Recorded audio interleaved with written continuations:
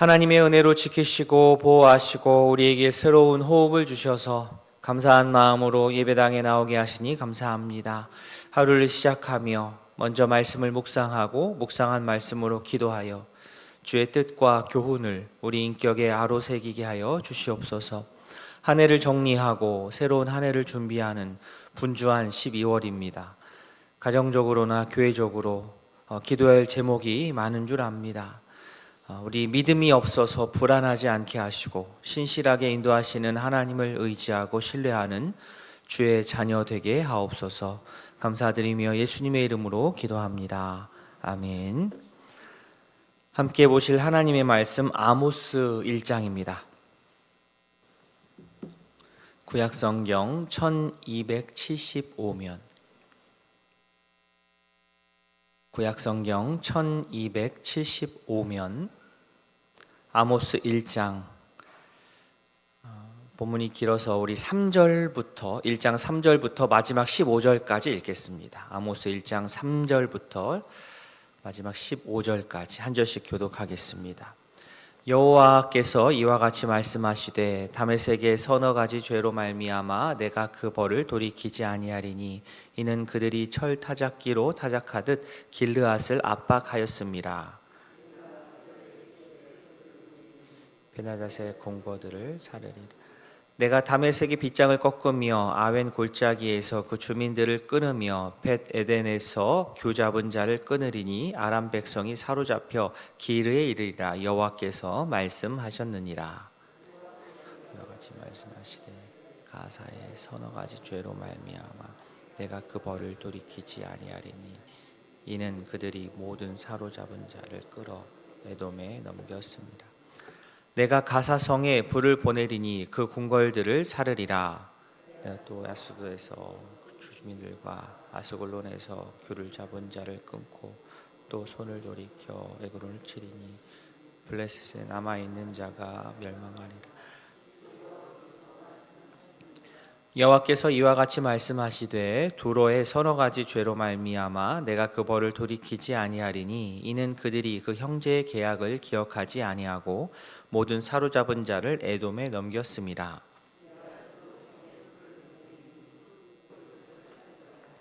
여호와께서 이와 같이 말씀하시되 에돔의 서너 가지 죄로 말미암아 내가 그 벌을 돌이키지 아니하리니 이는 그가 칼로 그의 형제를 쫓아가며 긍휼을 버리며 항상 맹렬히 화를 내며 분을 끝없이 품었음이라. 내가 대만에 불을 보내리니 여호와께서 이와 같이 말씀하시되 암몬 자손의 서너 가지 죄로 말미암아 내가 그 벌을 돌이키지 아니하리니 이는 그들이 자기 지경을 넓히고자 하여 길르앗의 아이벤 여인의 배를 갈랐음이니라.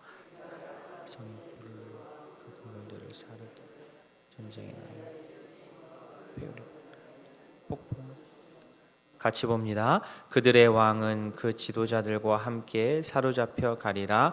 여호와께서 말씀하셨느니라. 아멘. 아모스는 북이스라엘에서 활동한 선지자입니다. 그런데 그 출신은 남유다 사람입니다. 남유다 출신으로 원래 선지자가 아니라 직업이 목자였습니다. 북이스라엘의 당시에 정식으로 공부하고 실습한 선지자들이 많이 있었을 텐데 하나님께서는 왜 저 멀리 남유다까지 가셔서 당시에 선지자도 아닌 목자 아모스를 북이스라엘을 위해서 선지자로 부르셨습니까?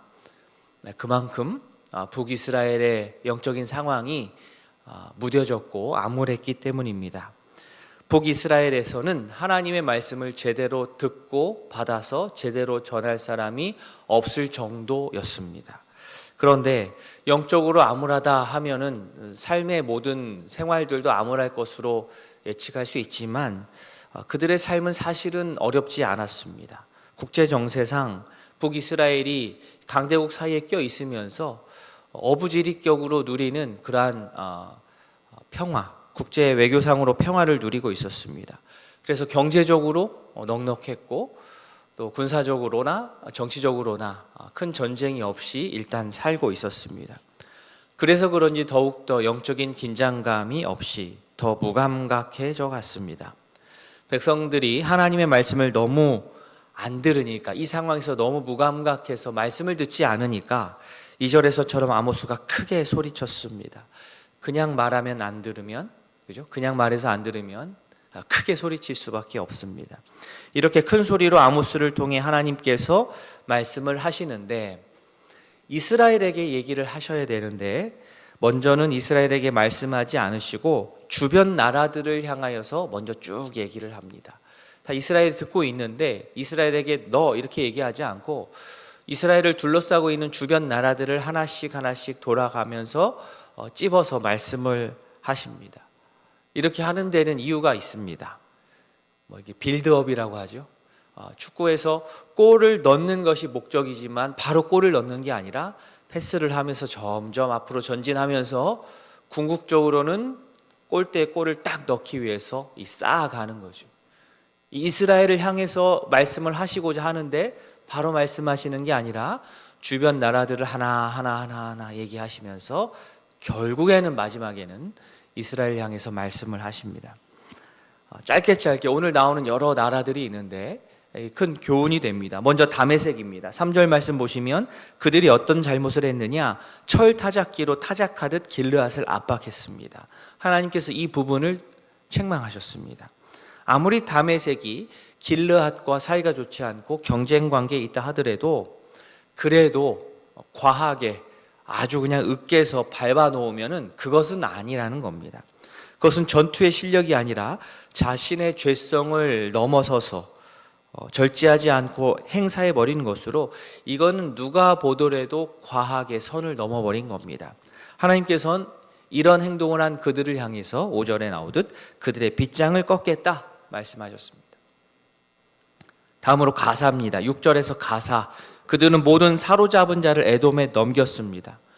전쟁 나고 전투에서 적군을 포로로 잡아서 끌어갈 수 있습니다. 보통 그렇게 합니다. 그러나 여기서는 그 수준이 아니라 전투와 상관없이 사람들을 사고 팔았습니다.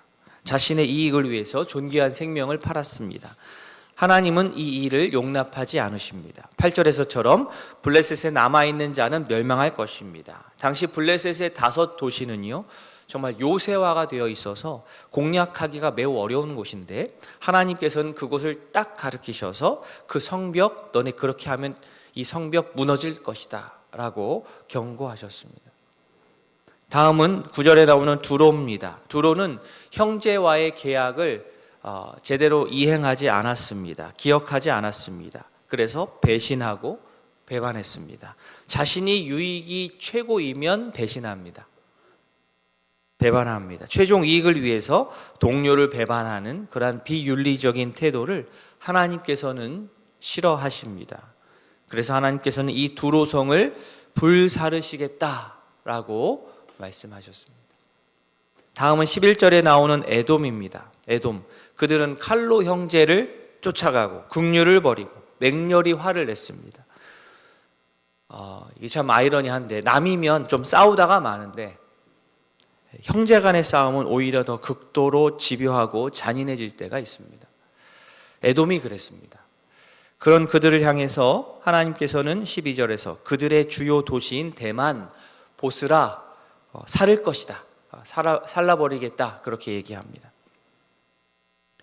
13절에 암몬은 전쟁과 상관없이 오늘 본문에 나오면 아주 끔찍한 묘사가 나오지 않습니까? 임신한 여인을, 전쟁하고 상관없이 임신한 여인을 살해했습니다. 왜 이런 잔인한 행동을 합니까? 사람들을 단순히 이렇게 해악을 끼치는 정도가 아니라 겁을 줘가지고 무기력하게 만들어서 사람들을 도망하도록 만들기 위하였습니다. 더 좋은 땅, 길르앗을 차지하고자 인간으로서 해서는 안 되는 그런 일을 했습니다. 하나님께서는 이들을 가만두지 않으십니다. 암몬 궁궐 불타고 나라의 지도자 포로로 잡혀갈 것입니다. 또 2장 1절 저희가 오늘은 읽지 않았지만 모압 나옵니다. 모압은 에돔 왕의 뼈를 불살라 죄를 만들었습니다. 그냥 죽어서 매장되면 거기로 끝이 나야 되는데 가서 굳이 다시 파묘를 해서 뼈를 불살라 버린다는 것은 이것도 도를 넘은 겁니다. 죽음과 삶 사이의 정서적인 어떤 연결고리를 아주 잔인하게 끊어버렸습니다. 이들 역시 넘지 말아야 될 선을 넘었고 하나님께서는 모압에게 불을 보내겠다 말씀하셨습니다. 자, 오늘 이스라엘 얘기는 아직 나오지도 않았습니다. 말씀이 이쯤 진행되면 처음에는 이렇게 멋모르고 자기 주변에서 자기를 압박했던 나라들에 대한 하나님의 심판의 메시지가 나오니 이스라엘 백성들은 처음에는 좋아했을 겁니다. 통쾌했을 겁니다. 그런데 나중에 점점 뒤로 갈수록 이거 뭔가 좀 이상하다. 점점 나를 향해 오고 있구나. 내 차례가 오고 있구나 라는 생각을 정상적인 이스라엘 백성이라면 느낄 수밖에 없습니다. 눈치가 있으면 느낄 수밖에 없습니다. 실제로 다음 차례는 유다고 그리고 그 다음 마지막 차례는 이스라엘입니다. 사실은 본 게임은 그때부터입니다. 오늘 말씀을 보면서 우리 자신을 돌아봅니다. 북이스라엘의 이러한 상황, 혹시 나의 상황은 우리의 모습은 아닙니까? 진지하게 하나님 앞에서 서지 않고 있음에도 불구하고 별로 큰 어려움 생기지 않으니까 무감각한 상태로 그렇게 하루하루 살아가고 있지는 않습니까? 그러나 하나님께서는 저 멀리 남쪽 유다에서라도 목동이라도 불러와서 큰 소리 쳐서 그러한 무감각한 우리를 흔들어 깨우고자 하십니다. 하나님께서 여러 통로를 통하여서 우리에게 크게 소리치실 때 귀 막지 마시고 듣고 우리가 깨닫고 진실로 말씀을 기준으로 하여서 돌이킬 수 있는 깨어있는 주의 백성들 다 될 수 있기를 진심으로 소망합니다. 아멘. 오늘 두 가정을 위해서 기도하겠습니다. 조종문 성도님 가정, 하나님과 더 가까워지고 주님 안에서 승리하는 삶을 살 수 있도록 가족들의 건강과 평안을 위해서 기도해 주십시오. 김준태 성도님 가정, 우리 성도님의 가족의 건강, 작은 것에 감사하며 살 수 있도록 우리 두 성도님 가정을 위해서 기도해 주시기 바랍니다. 오늘 말씀 기억하시면서 기도해 주시고 환우들 기억하시고 기도해 주시고 속해 있는 목장과 전도회를 위해서 또 저녁예술 수요 기도회를 위해서 연말입니다. 분주한데 교회 여러 가지 준비할 것들 또 우리가 기도로 예비할 것들 차근차근 잘 준비해 나아갈 수 있도록 계속해서 기도하도록 하겠습니다. 다 함께 기도하시겠습니다.